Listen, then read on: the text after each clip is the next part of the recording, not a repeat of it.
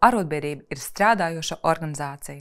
Arotbiedrība ir biedri, kas cīnās par savām profesionālām, ekonomiskajām un sociālām interesēm un tiesībām uzņēmumā vai visā nozarē, piemēram, sakaru nozarē, piemēram, viesmīlības nozarē, kurā ir noslēgts nozares koplīgums vai ģenerāla vienošanās.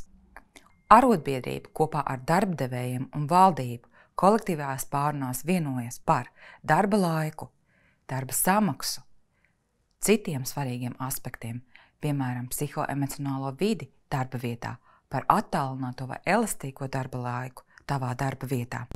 Piesako mūsu YouTube kanālam un ieskaties www.lsab.lv.